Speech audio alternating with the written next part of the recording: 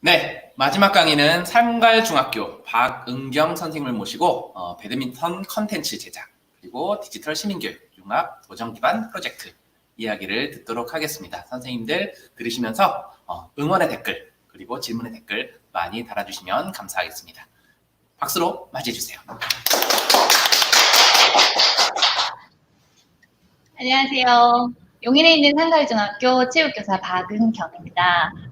앞에 두 분이 너무 차분히 두 수업이 차분하셔서 저는 조금 텐션을 좀 올려도 되지 않을까 생각해요. 저는 조금 목소리를 높여서 올리도록 하겠습니다. 저는 배드민턴 수업을 계획을 했고요. 하지만 배드민턴 수업을 온라인으로 하려다 보니까 많은 체육생들이 고민을 많이 하셨어요. 배드민턴 수업 과연 정말 온라인으로 가능해? 네.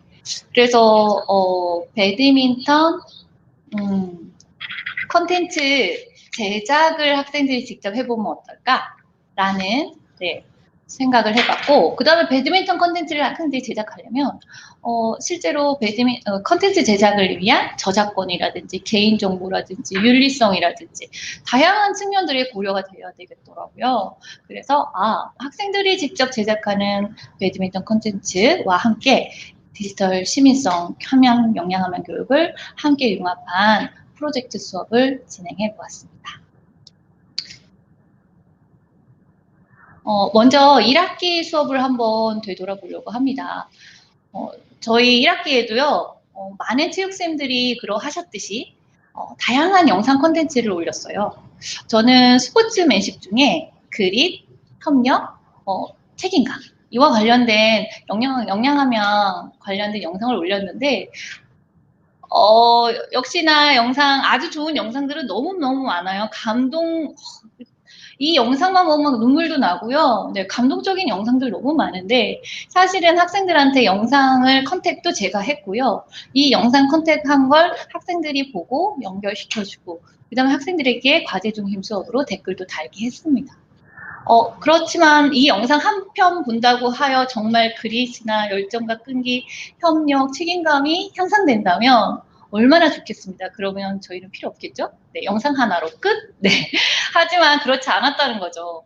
그래서 배드민턴 수업도 마찬가지였어요. 배드민턴은 온라인 수업으로 하다 보니까 역시나 이론 중심 수업이 될 수밖에 없더라고요. 그래서 셔틀 영상을 영상도 제가 선택했어요. 좋은 영상 너무너무 많아요. 네, 그래서 제가 직접 제작하지 않아도, 제가 직접 설명하지 않아도 정말 그 유튜브 상에 있는 콘텐츠들이 너무너무 다양하게 그 배드민턴 영상들이 많아가지고 제가 그 안에서 가장 아주 적절한 영상들을 골라서 연결시켜주고 그리고 학생들한테 퀴즈도 내고 또 학생들이 규칙도 보고 다양한 스트로크도 종류도 보고 학생들이 문제도 만들고 퀴즈도 풀고 다양한 학생 중심 활동을 하려고 노력을 했었죠. 배드민턴 경기장을 공부하는데 제가 소개하는 것보다, 제가 강의하는 것보다 학생들이 직접 배드민턴 경기장을 그려보는 거예요. 손으로 그려서 라인도 직접 명칭도 써보고 너무 학생 중심의 훌륭한 수업이지 않습니까? 네. 이렇게 그리고 나면 선생님이 강의하는 것보다 학생들이 훨씬 더 많이 알겠죠? 기억에 남겠죠? 그래서 저는 그걸 기대했습니다. 그리고 학생들에게 6월 4일 정도 딱 여기 나오네요. 6월 4일에 줌을 시도해봤어요. 줌 수업을 처음 시도해봐서 어떠니? 라고 물어봤고 학생들의 소감도 들어봤지요. 그래서 이 이후로는 줌 수업과 구글 클래스룸을 같이 병행하면서 수업을 진행을 했습니다. 배드민턴과 관련된 영상들이 너무 많아서 역시나 경기 서비스 폴트라든지 다양한 수업들을 진행할 수 있었습니다. 그리고 제가 이제 가장 박진감 넘치는 경기를 하나 찾았습니다. 이영대가 나오는 경기로서. 그래서 이 학생들이 이 경기를 탐색하는 것만으로도 배드민턴 수업을 이해할 수 있을 거라고 저는 생각을 했어요. 그래서 학생들에게 이 영상을 보고 이 영상에서 나오는 10가지 배드민턴 용어 10가지 단어를 찾고 그와 관련된 설명을 써라라는 댓글도 달게 했고요. 역시나 과제 중심 수업을 했죠. 그리고 줌으로는 이걸 같이 함께 나누고 이야기 나누는 수업도 진행을 했습니다. 그리고 이 영상 안에 있는 중계하는 사람들이 있거든요. 배드민턴 영상 중에 중계가 그렇게 많지 않아요. 그런데 이 영상은 중계를 직접 하는 영상이어서 학생들에게 가장 박진감 넘치는 그 순간 5분을 선택하라고 하고 그 5분의 중계 내용을 다 손으로 베껴보라고 했어요. 그래서 중계자들이 어떤 역할을 하는지도 알아보고 또 그 내용 안에 배드민턴과 관련된 용어도 굉장히 많이 들어가 있고 경기 상황도 굉장히 많이 들어가 있거든요. 그래서 이걸 적고 애들이 직접 중계도 하는 수업도 한 번 정도는 진행을 해봤습니다. 그렇게 해서 1학기가 마무리가 됐는데요. 이 정도면 학생들이 어느 정도 정말 배드민턴의 기본적인 이론, 분명히 저는 많은 아이들이 기억하고 있을 거라고 생각을 하고 이걸 논술형 시험을 제출을 했었죠. 배드민턴 셔틀콕에 대해서 저희가 처음 시간 했기 때문에 배드민턴 셔틀콕이라든지 서비스 폴트라든지 그다음 배드민턴 서비스의 특징, 그다음 배드민턴 서비스 구역이 있는데요. 그게 단식 서비스 구역과 복식 서비스 구역이 굉장히 달라요. 다르면서도 굉장히 복잡한데 하지만 우리가 직접 라인도 그려보고 아이들이 명칭도 써보고 그 구역도 찾아보고 했거든요. 그렇다면 이 정도는 학생들이 맞출 수 있을 거라고 저는 생각을 했고 문제를 출제를 했었죠. 이 정도면 다 맞았잖아요. 와, 이렇게 하면 정말 완벽한 수업 아닙니까? 그런데 제가 반전이 있습니다. 네. 그 다음 걸 보시면 1번은 대부분이 라고는 할 수 없어요. 2학년은 50%가 맞췄고요. 3학년은 76%가 맞췄어요. 제가 2, 3학년 배드민턴을 선택하는 학생들을 데리고 선택 학생을 수업을 하고 있거든요. 그런데 2번 문제와 2번 문제는 제가 충격을이었어요. 2번 문제는 2학년은 6%였고요. 10명 중에 1명도 못 맞췄다는 거죠. 그리고 3학년은 30%였습니다. 이 차이는 뭐냐면요. 이 3학년이 2학년 때 사실은 배드민턴 수업을 저랑 했었거든요. 실기 중심으로요. 그러다 보니까 배드민턴 서비스의 폴트라든지 서비스의 특징은 아마 이 30% 정도는 기억을 했었던 것 같습니다. 그런데 문제는 3번 문제였어요. 분명히 3학년도 수업 했거든요. 작년에요. 이 수업을. 했음에도 불구하고 어머 이건 완전 배신 아닙니까? 6%, 8%예요. 저 이 수업을 하고 나서 과연 한 학기 동안 내가 애들하고 무슨 수업을 했을까라는 고민에 빠지게 됐죠. 저를 성찰하기 시작했어요. 저는 학생들이 적어도 배드민턴 수업을 하고 나면 이 수업이 배드민턴에 대한 자신감을 생기게 하고 결국 학생들이 적어도 2년, 3년을 배드민턴에 대해서 배우고 나면 졸업하고 나서도 배드민턴장을 찾아갈 수 있고 또 성인이 돼서도 배드민턴을 즐길 수 있는 그런 사람으로 그런 성장할 수 있도록 기대하고 있거든요.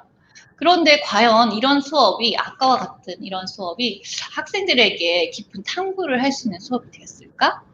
과연 지금 온라인 상황이었을 때 이 온라인 학습 환경을 나는 최대한 활용하고 있었을까? 학생들의 마음을 움직여서 학생들이 주도하는, 저는 정말 주도하려고, 주도시키려고, 학생 중심으로 하려고 정말 노력 많이 했었거든요. 직접 그리게도 해보고, 맨날 퀴즈도 내보고, 학생들이 직접 내게 해주고. 그런데 과연 정말 학생들이 이걸 주도를 했다면, 진짜 주도하는 수업이었을까? 라는 고민에 빠졌고요. 또 하나는 사실은 배드민턴이 기술적인 것뿐만 아니라 자기 삶 주변에 배드민턴과 연관돼서 찾아볼 수 있는 것들이 사실 좀 있거든요. 예를 들어서 우리 동네 배드민턴장을 찾아본다든지 아니면 학생들이 라켓을 준비할 때도 어떤 라켓을 써야 될지 내가 셔틀콕을 준비할 때도 어떤 셔틀콕을 써야 될지 사실은 굉장히 처음 시도하는 사람들한테는 고민이 되는 문제거든요. 그런데 아이들은 과연 자기의 삶에서 이런 변화를 이끌 수 있는 수업을 아이들은 저는 하고 있나? 그리고 학생들이 모든 학생들이 함께 이 수업을 하고 나면 성장을 하고 그리고 이 수업을 마치고 나면 그 수업 격차가 적어도 줄어드는 그런 학습 격차가 줄어드는 그런 수업을 나는 계획했을까? 아까 퍼센테이지를 보면 아시겠죠? 변별력 짱입니다. 네. 하지만 그만큼 격차는 더 벌어지지 않았을까? 라는 생각이 좀 들었습니다. 그래서 다음 수업을 준비할 때 한번 이런 질문을 던져봤어요. 어떤 경험을 하면 아이들이 깊이 탐구하고 고민할 수 있을까? 그리고 우리 아이들의 주변에서는 어떤 것을 살펴보고 논의해볼까? 그리고 이 수업 과정 속에서 우리 아이들의 삶은 어떻게 달라질 수 있지? 과연 내가 그런 수업을 설계할 수 있을까를 고민하는 찰나에 저에게 교실이 없는 시대가 온다라는 책을 보게 됐어요. 근데 그 안에 도전 기반 학습이라는 수업이 소개되어 있더라고요. 아하, 학생들이 이 온라인 상황에서 학생들이 직접 배드민턴 콘텐츠를 제작해보는 수업을 진행을 하면 어떨까라는 아이디어가 번뜩 생각이 나요. 그래서 도전 기반 학습을 통해서 배드민턴 콘텐츠를 제작하고, 그 다음에 이걸 콘텐츠를 제작을 하려다 보니까 진짜 저도 모르겠어요. 저작권, 개인정보, 그리고 우리가 요즘에 좀 전에 나왔었거든요. 그 유튜버들이 그 수품 받았으면서도 안 받았다 하고, 네, 뒷광고 논란들도 있었고요. 그래서 이런 것들을 조금 학생들하고 같이 수업을 하면서 배드민턴 컨텐츠도 제작하면서 디지털 시민성 관련된 영양학 연수도 같이 해봐야 되겠다라고 계획을 세우게 됐습니다. 그리고 나서 제가 논문을 찾기 시작을 했죠. 네. 도전 기반 학습 논문을 찾아보는데 많이 없더라고요. 대부분 프로젝트 수업이고요. 그래서 그나마 이제 찾았던 것 중에 이제 서울대 교육대학원에서 2010년에 나온 논문이 있어서 그걸 제가 한번 살펴봤고요. 도전 기반 학습과 도전 기반 학습의 특징이 프로젝트 수업과 뭐가 다른지도 교실이 없는 시대가 온다 책에서는 설명을 해주고 있었어요. 그래서 결국은 학생들이 직접 도전 과제를 선정하고 기술을 우리가 얘기하는 온라인 상황, 다양한 ICT 도구들을 활용하고, 그 다음에 단순히 요즘 아이들은 콘텐츠를 소비자로서 많이 학생들이 활동하고 있잖아요. 정말 학생들이 소비자가 아닌 생산하고 창작자로서의 한번 활동을 할 수 있을까? 라는 고민과 함께 도전 기반 학습을 한번 진행을 해보기로 했고, 그 다음에 디지털 시민성 교육을 하면서 실제 사회 문제에 대해서 한번 관심을 가져보고 이걸 해결할 수 있는 계획까지도 내가 과연 할 수 있을까 고민을 하다가 한번 일단 해보자 라고 하여 수업을 설계하게 되었습니다. 먼저 도전 기반 학습의 CBL의 수업 설계 단계는 제가 탐색했던 논문에 단계가 나와 있더라고요. 그래서 그 단계에 맞춰서 제가 설계하고자 하는 흐름을 한번 맞춰봤어요. 이렇게 하는 이유는 사실은 이론이 먼저냐, 현장이 먼저냐, 실기가 먼저냐라고, 현상이 먼저냐라고 하면 저는 닭이 먼저냐, 달걀이 먼저냐라는 것 같아요. 어쨌든 현상에서 일어나는 것들을 이론적으로 이론화시켜 놓은 것들이 저는 이론적인 수업 설계 모형들이라고 생각을 하거든요. 그렇다면 제가 처음 시도를 한다면 적어도 체계적인 구조화를 좀 시켜줄 수 있는, 방향성을 좀 잡아줄 수 있는 것들이 이런 자료가 되지 않을까 생각을 하여 이 단계에 맞춰서 저의 수업 설계를 한번 적용해 봤습니다. 먼저 배드민턴에 대한 지식을 활용을 해보고요. 그래서 교과서라든지 아니면 다양한 콘텐츠, 인터넷 상황 안에서의 정보들을 수집하는, 활용하는 활동과, 그 다음에 학생들이 실제로 배드민턴 콘텐츠를 탐색해보고 그 콘텐츠를 분석해보고요. 그 다음 이 개발을 실제로 아이들이 설계를 하려면 또는 제작을 하려면 이 디지털 시민교육이 필요하거든요. 그래서 디지털 시민교육 중에 저작권이라든지 개인정보라든지 디지털 윤리성 교육을 함께 접목시켜 보려고 설계를 했고, 그 다음에 학생들이 콘텐츠를 설계를 하고 제작해서 적용하는 것까지 한번 설계를 저희가 잡아봤고요. 기본적으로 제가 사용한 도구로서는 줌과 구글 클래스룸이고요. 그 외적으로 단계에 따라서 스프레드시트라든지, 그다음에 패들렛을 활용을 제가 한번 유용하게 해봤고요. 그다음 프리젠테이션, 그다음 다양한 편집 기능을 학생들이 활용해서 영상을 제작해보는 수업을 계획했습니다. 수업을 설계와 동시에 제가 평가 설계도 같이 했거든요. 그래서 수업 설계가 곧 평가 설계가 될 수 있도록, 그래서 학생들의 학습 과정이 곧 평가와 연계될 수 있도록 설계를 해봤습니다. 먼저 지식 활용 측면에서는 마인드맵을 좀 해보려고 해요. 교과서 내와 교과서 외적인 면에서 마인드 탐색을 해서 다양한 배드민턴 관련된 키워드들을 한번 찾아보기도 하고 검색해보기도 하기로 결정을 했고요. 그리고 이 마인드맵을 가지고 평가 점수를 주기로 했고, 그 다음에 학생들이 콘텐츠를 직접 찾아보고, 그 다음 그걸 분석해보고, 분석할 때는 유익성과 개별성, 흥미성, 창의성을 고려해보는 그런 것까지 제가 설계를 해서 평가해보고, 그 다음에 이 분석한 것을 학생이 직접 발표해서 그 발표한 영상을 평가에 반영하고요. 디지털 시민교육은 학생들이 논술력으로 해서 저작권과 개인정보보호, 즉 콘텐츠 윤리성, 디지털 윤리성을 직접 학생들이 탐색해보고 그 결과를 함께 논술력 문제까지 연결시켜 봤습니다.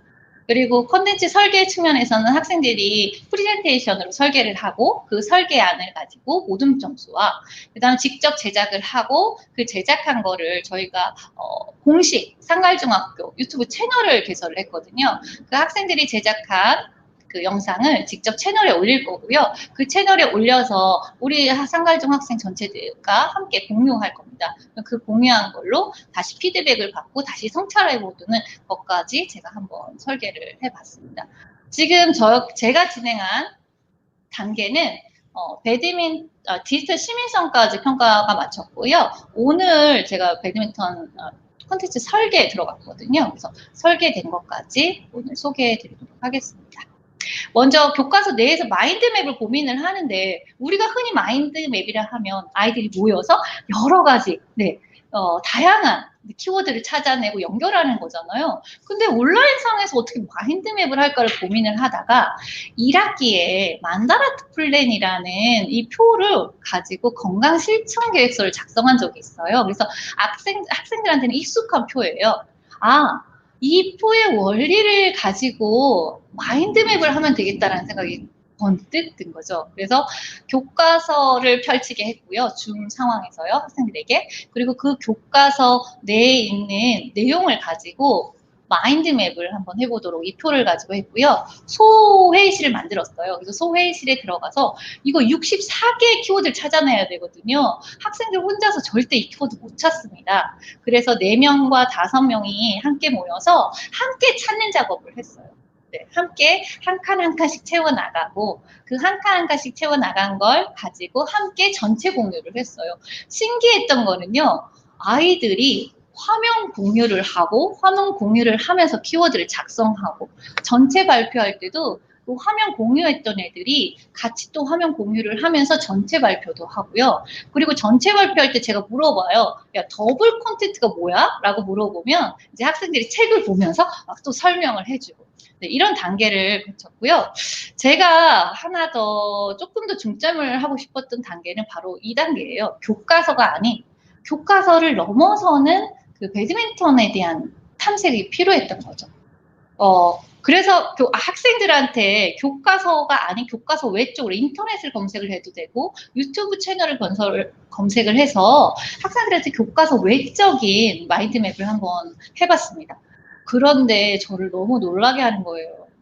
어떤 팀에서 관련 직업을 찾기 시작을 하고 어떤 팀에서는 에티켓을 찾기 시작하고 그래서 그럼 제가 다른 팀, 이 주제가 너무 좋잖아요. 그래서 다른 수업 반 할 때는 제가 미션 과제를 줬어요. 3가지 미션 과제.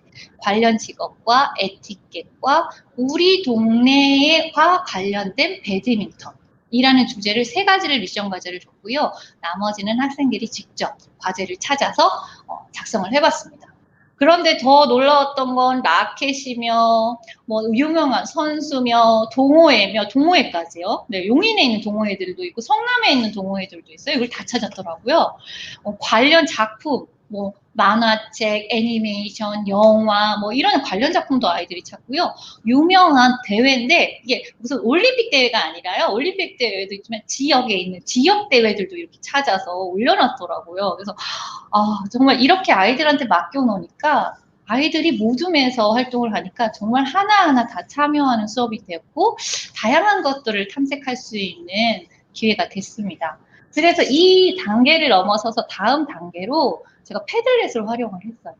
다행히 저는 패들렛을 유료로 쓰고 있고요. 네, 그렇다 보니까 이렇게 밤마다 또는 주제마다 패들렛을 열어서 활용을 했습니다. 먼저 학생들한테 아까 주제 탐색해봤잖아요. 그럼 자기 모둠에서 키워드 찾아놓은 것 중에 그 자기 모둠 4명, 5명이 자기가 찾은 자기 마인드맵에서 찾은 키워드, 주제, 소주제를 하나씩 다르게 선택을 하는 거예요. 그래서 다르게 선택하고 그 주제, 예를 들어서 여기 김나연 학생이 배드민턴 여자 선수를 주제를 정한 거죠. 그러면 이 배드민턴 여자 선수와 관련된 컨텐츠를 찾는 거예요. 그리고 찾고 나서 그 컨텐츠를 링크를 연결해주고 그걸 조사하기 시작을 하죠. 그래서 그 영상을 보면서 조사를 합니다. 이 배드민턴 여자 선수의 특징, 왜 유명한지 이런 걸 조사해서 작성을 하게 했습니다.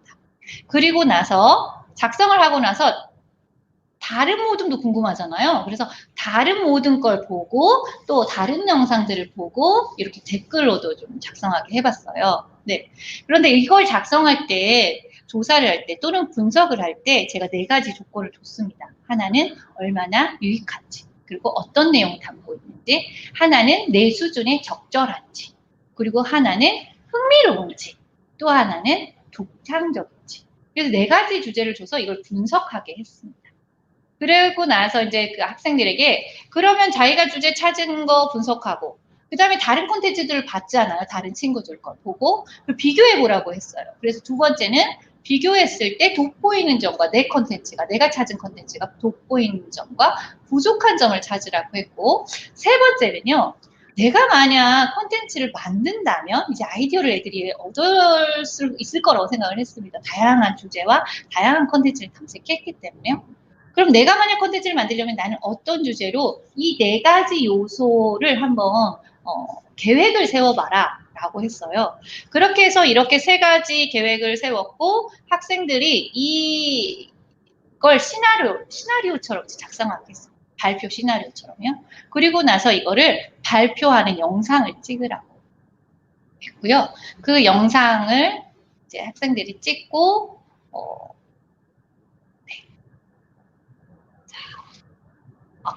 학생들한테 아이디어를 한번 너네들은 무엇으로 컨텐츠를 만들어 볼래? 라고 했더니요. 제가 감동받았던 부분들이 이런 부분이었어요. 우리 동네 근처 배드민턴장을 찾아가 보겠대요.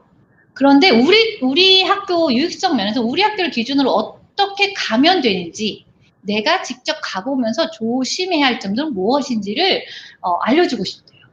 그리고 우리 학교 친구들하고 우리 동네에 있는 근처 사람들한테 이 루트를 알려줄 수 있어서 소개하고 싶다는 거, 적절할 것 같다는 거죠. 그리고 직접 대중교통을 이용을 하는 게 아니라 학생이 직접 자전거를 타고 한번 해보겠다는 거예요. 환경적인 면에서도 고려를 해서요. 네, 그리고 이런 자체가 환경적도 고려하고 이런 것 자체가 굉장히 창의적이다라고 학생이 작성을 해줬더라고요. 어떤 학생은 배드민턴이 얼마나 좋은지 설문조사를 해보겠대요. 네, 배드민턴의 효과는요 이미요 콘텐츠 그 인터넷상에 쫙 나오거든요. 지난번에 보니까 뭐 당뇨병에도 좋다고 그러고요. 안 좋은 게 없습니다. 다 좋습니다. 네, 정신 건강에도 좋고 심신으로도 좋고 다 좋아요. 그렇지만 이 학생은 과연 배드민턴이 얼마나 좋은지 설문조사를 해보겠대요. 너무 기특했습니다. 그리고 배드민턴 라켓 우리 딱 사려고 그러면 정말 싼 10,000원짜리 라켓도 있고 10만원짜리 라켓도 있거든요. 20만원 저는 20만원짜리 라켓을 써요. 근데 아이들은 구별을 못 하잖아요. 그래서 가격대 고가와 이 저가 가격대의 라켓을 한번 비교해 보겠다. 또는 셔틀콕이 깃털 셔틀콕이 있고 또는 플라스틱 셔틀콕이 있단 말이죠. 우리 여러분들도 기분 잘 못하시죠? 이거 어떤 제 써야 되는지 뭐가 다른지 이걸 한번 해보겠다는 거예요. 비교를. 어떤 학생은 배드민턴 신발. 과연 신발을 뭘 신어야 될지 모르겠다는 거죠. 우리 학교에서는 실내화 신거든요. 사실은 실내화가 적합하지 않아요. 근데 배드민턴화를 막상 사려니 뭐가 배드민턴화일까? 그냥 운동화? 배드민턴화의 특징은 뭐지? 이런 게 궁금했었나 봐요. 그래서 이런 걸 조사해보겠다고 하는 학생들이 있었습니다. 그리고 이제 학교에 왔을 때 그때 한참 이제 학생들이 등교를 하기 시작을 했어요. 그래서 학생들이 등교했을 때는요. 학생들이 시나리오 작성한 걸 가지고 밖에 나가서 직접 셀카로 찍든 친구가 찍어주든 발표 영상을 찍게 했고, 그 찍은 거를 구글 클래스룸 바로 학교 교실로 들어와서 와이파이가 되어 있거든요. 그래서 구글 클래스룸에 바로 업로드 시킬 수 있도록 해서 그 안에 수업이 끝나도록 진행을 했고요. 가정 앱에서 등교하지 않는 학생들은 이렇게 발표를 하고 영상을 찍어서 구글 클래스룸에 올리라고. 안녕하세요. 2학년 3반 10번 조서연입니다. 제가 선택한 영상 주제는 배드민턴과 관련된 직업입니다. 이 영상의 유익성은 스포츠 마케터는 기업을 홍보하고 좋은 이미지를 위해 노력합니다. 야구의 한 장면에는 30명 이상의 스포츠 마케터가 있습니다. 에이전트는 선수의 정신적인 부분을 관리하며 구단 관계자는 운동장을 정리하고 유니폼을 정비하며 분위기가 재미있어서 도움이 되지 않을 수도 있습니다.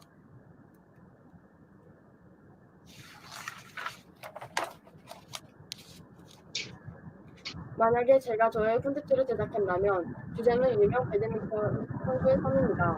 그 이유는 우리가 자서전이나 인물에 관한 책을 읽고 깨달음을 얻거나 진로에 대해 한 번 더 생각해보는 것처럼.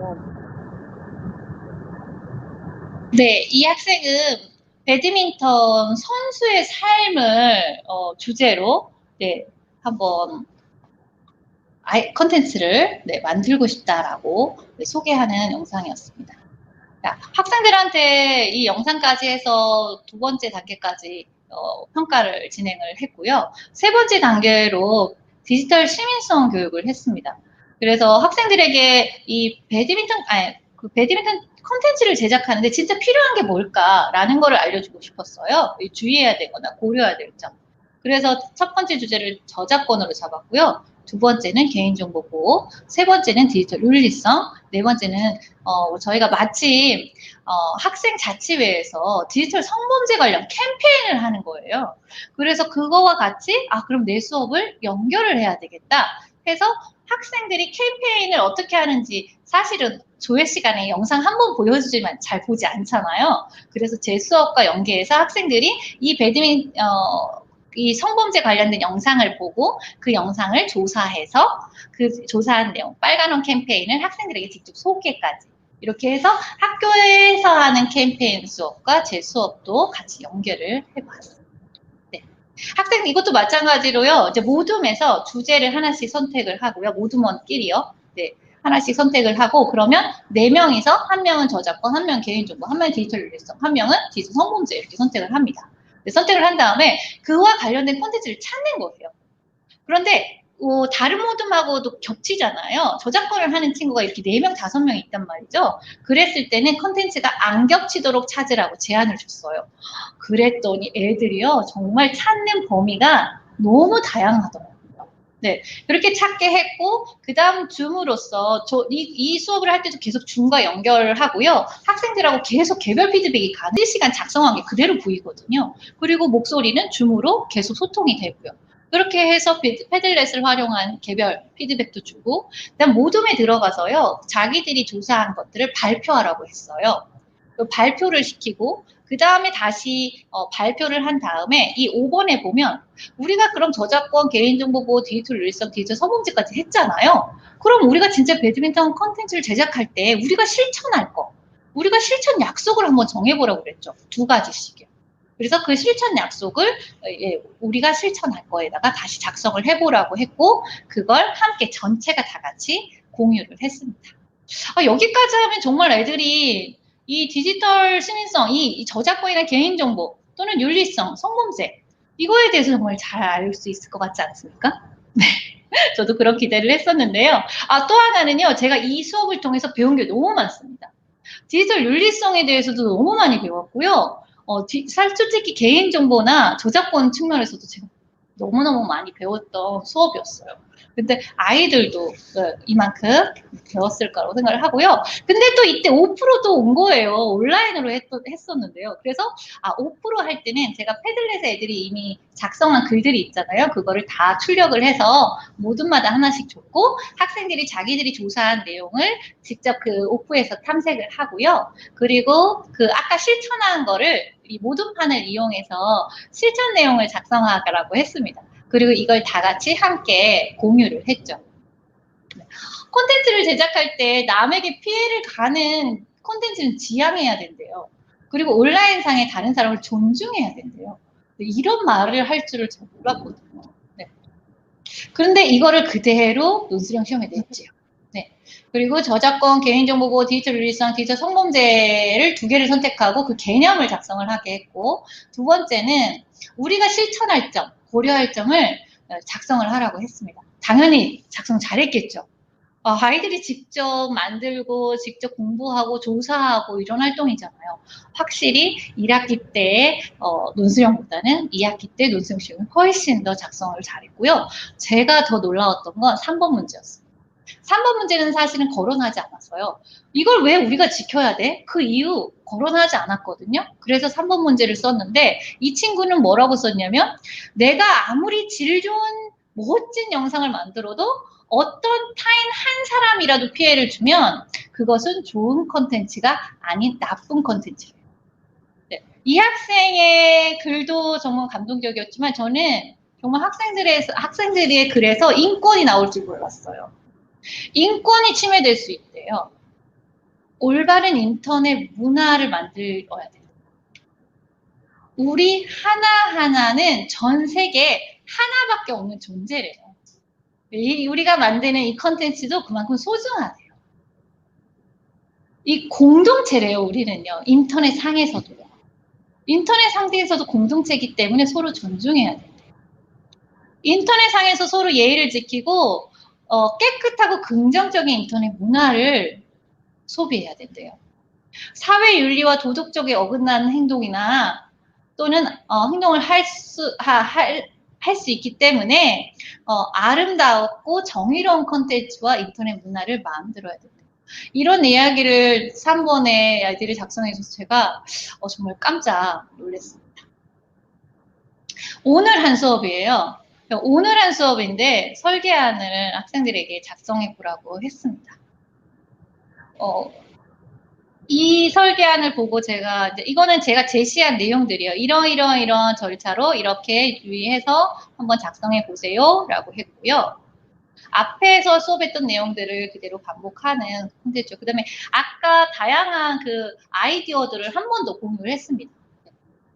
그리고 이제 학생들이 각자 자기들이 한 번씩은 생각해 봤잖아요. 그 아이디어를 모아서 너네들이 팀에서 할 수 있는 아이디어를 잡아봐 라고 했는데 이 팀이 너무 감동 줬어요. 우리 동네 배드민턴 소개하기인데요. 선택한 이유는 우리 동네 배드민턴장을 상갈중 학생들에게 알려줌으로써 학생들이 주체적으로 배드민턴에 관심을 가지고 학교 밖에서도 친구들과 함께 배드민턴을 칠 수 있게 하기 위해서래요.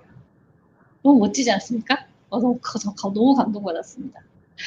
이거는 제작 의도가 아까 맞고, 그 다음에 개별성은요, 우리 학생들이 위해서 배드민턴 가는 법을 알려줄 거고, 그 다음 우리 동네 배드민턴 시설을 소개해주고 싶대요. 1단지와 4단지의 배드민턴장이 있는데요. 아까 우리 동네 배드민턴장 마인드맵을 했잖아요. 그때 애들이 어떤 반응이었냐면 우리 동네 이런 게 있었어? 우리 아파트에 이 배드민턴장이 있었어? 이런 반응이 되게 많았거든요. 그런데 아이들이 그 1단지와 4단지에 있는 가장 가까운 배드민턴장인데 그 배드민턴장을 소개시켜주고 그 다음에 실내 배드민턴장이 실내 체육관에 배드민턴장이 있어요. 그래서 그 가는 법을 알려주고 싶다는 거예요. 그리고 하나는 실외, 이 1단지와 4단지는 실외 배드민턴장이고요. 이 하나는 실내 배드민턴장이거든요. 실내 배드민턴장과 실외 배드민턴장 뭐가 다를까? 이 특징과 장단점을 소개해주고 싶대요. 직접 길을 가는 장면을 촬영을 하겠대요. 1단지와 4단지 가는 거는요. 그리고 용인실내 체육관 가는 법을 그것도 한번 직접 가보지 그랬어? 제가 얘기해보니까 너무 멀대요. 그래서 네이버 길찾기를 활용하겠대요. 그래서 야 그러면 너무 멀면 한번 직접 가보고 대중교통도 좀 알려주고 전철로 가는 방법도 알려주고 너무 멀면 시청에다가 한번 건의를 해보면 어때? 우리가 조사를 해보니까 이 근처의 상갈동에는 배드민턴장이 없습니다. 그래서 이 실내 배드민턴장을 한번 마련해 주세요라는 걸 한번 건의를 해보면 어때? 이거 결과에 제안까지도 하면 어때? 했더니 애들이 좋은 생각 같아요 라고 해서 저희 피드백을 좀 받긴 했는데요. 과연 그렇게 될까? 한번 제가 기대를 해보고요. 그 다음에 각각의 장단점을 비교해 주겠다고 합니다. 이렇게 해서 아이들 콘텐츠를 오늘 완성될 게 아니고요. 완벽하진 않습니다. 완벽하진 않아서 다음 주에 한 번 더 손을 볼 거고요. 학생들이 이제 영상을 만들어야 되잖아요. 사실은 이 수업을 저 혼자 하지 않았고요. 저희 저희 체육쌤 두 분하고 함께 계획을 세웠습니다. 제가 아이디어를 던졌고 우리 동료 선생님들은 이런 콘텐츠들을 다양한 콘텐츠를 찾아서 저에게 알려주고 저는 학생들한테 이 콘텐츠를 또 알려주고 이렇게 해서 같이 협력적으로 수업을 진행하고 있고요. 무료 웹들이 많더라고요. 이렇게 무료 웹들을 소개시켜주고 그래, 우리가 배드민턴, 상갈중학교, 체육 유튜브 공식 채널명을 저희가 만들려고 했는데, 저희가 만든 게 아니고, 이것도 학생들한테 공모를 하자 해가지고요. 학생들 한 100여 명이 공모를 했는데, 그 중에서 이제 저희 체육교사들이 추렸고요. 그 추린 거를 학생회에, 올렸어요, 투표를. 네, 학생의 투표를 올렸고 결국 MSG 체육의 맛이라는 공식 채널명이 선정됐습니다. 그리고 우리 막내 신규 체육생님께서 이렇게 멋진 소개 영상을 만들어 주신 거예요. 그래서 소개 영상도 지금 현재 올라가 있는 상태입니다. 아직 컨텐츠는 없어요. 왜냐면 학생들이 지금 제작하고 있는 중이거든요. 그래서 학생들이 만든 컨텐츠를 직접 올려줄 거고요. 올려주고 나서 좋아요나 댓글을 볼 거고요. 그 안에서 가장 우수작 뽑아서 상품도 준비해 놓은 상태입니다. 제가 막 말은 엄청 신나게 완전히 잘한 것처럼 막 이렇게 얘기를 했지만 사실은 수업을 하면서 내리 걸렸던 점들이 있어요. 모든 수업을 계속 1학기 때도 제가 진행을 했고 2학기 때도 온라인상의 모든 수업을 진행을 했는데 아이들이 모일 때마다 어색해요. 모일 때마다 화면을 안 켜는 모습이 있고 모일 때마다 이 시간이 좀 걸려요. 그래서 잘못했구나. 너무 이렇게 진도를 먼저 나가는 게 아니라 우리 첫 시간은 모든 별로 뭔가 이렇게 관심을 탐색해보고 서로 관계 형성을 하는 데 있어서 시간 투자를 좀 했으면 어땠을까? 또 시작할 때마다 하나씩 친구를 알아가는 그런 시간을 한번 가졌으면 어땠을까? 라는 생각이 들어서 관계 형성 프로그램을 조금 했으면 어땠을까 하는 생각이 들었고요. 심의선 끝나고 나서 오늘 어떤 일이 있었냐면요. 오늘 어떤 팀에서는 배드민턴 이용대 선수에 대해서 탐색하는 영상을 만들겠대요. 그러면서 설계안을 막 작성을 하는데 제가 거기에 보니까 배드민턴 이용대 선수의 가족사가 다 나오는 거예요. 그 대본에요. 그래서 제가 깜짝 놀랐어요. 우리 정말 분명히 디지털 시민성에 대해서 공부했는데 개인정보 보호하자 이렇게 얘기를 했는데 그 가족의 이름과 그 이용대 선수의 가족사가 너무 적나라하게 막 다 대본으로 돼 있는 거예요. 그래서 얘들아 우리가 분명히 개인정보 보호에 대해서 공부했잖아. 이거 과연 가능할까? 그랬더니 그 친구의 말이 선생님 다른 콘텐츠에도 다 적혀 있어요 라고 하는 거예요. 그래서 제가 깜짝 놀랐습니다. 그래서 우리 아이들한테 이 한 번이 아니라 정말 반복적으로 실제 실천해보고 변화가 일어나도록 지속적인 연계 수업이 필요하겠다. 그리고 수업 과정 중에 저가 피드백을 좀 많이 해줬거든요. 근데 실제로는 학생들 간의 피드백이 좀 부족했던 것 같아요. 그래서 학생들 간의 피드백. 그리고 이제 체육 시간인데 신체 활동 언제 해요? 라고 이제 하시는 의문을 품고 계시는 분들이 굉장히 계실 텐데 사실은 저는 50%의 수업을 하고 있고요. 나머지 50%는 체력 운동, 다른 실기 활동을 하고 있습니다. 그리고 학생들이 만든 콘텐츠는 내년도에 또 배드민턴 수업할 때 연계해서 함께 수업을 하면 좋지 않을까 하는 생각을 갖고 있습니다. 아직은 미완성된 수업인데요. 저를 또 한 번 성장했던 수업이었고요. 지금 사회적인 이 시국이 아마 학교에도 굉장히 학생들에게도 교사들에게도 힘든 시국이었지만 결국 우리가 미래 학교로 나아가기 위한 또 다른 발판이 되지 않았을까 생각을 하고요. 저도 앞으로 조금 더 성장하는 교사가 되도록 하겠습니다. 감사합니다. 선생님께서 이제 이건 무조건 됩니다. 이런 것이 아니라 이런 부분이 여기에 부족했습니다. 이건 좀 망했던 것 같습니다. 이렇게 말씀해 주신 부분이 굉장히 좀 인상이 깊었고요.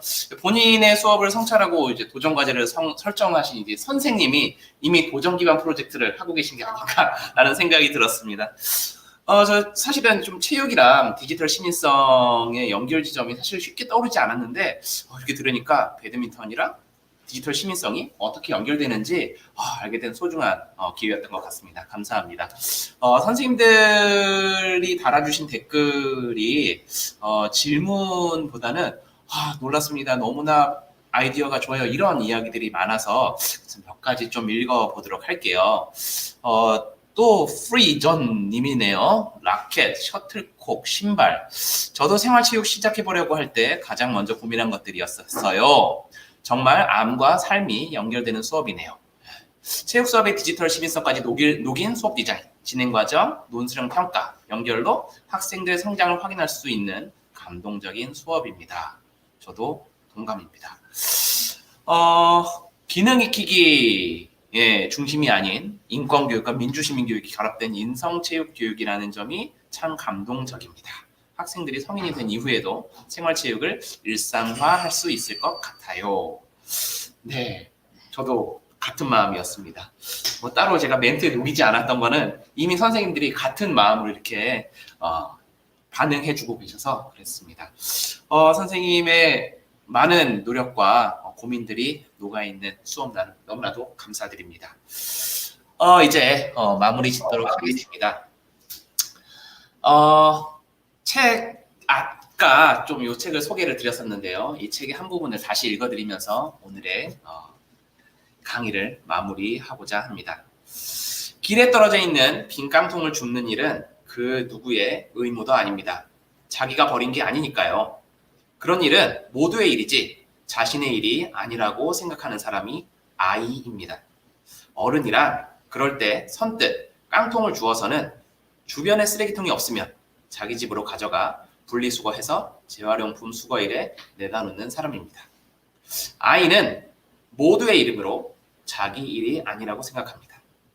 어른은 모두의 이름으로 곧 자기의 일이라고 생각합니다. 아이와 어른은 바로 딱 이만큼의 차이입니다. 선생님이 이 사회에 어른으로 함께 해주셔서 참 다행이라는 생각이 듭니다. 내일 10월 29일 또 4일차 나눔으로 또 찾아뵙도록 하겠습니다. 그동안 시청해주신 선생님 감사드리면서 내일도 채널 고정. 안녕히 계세요.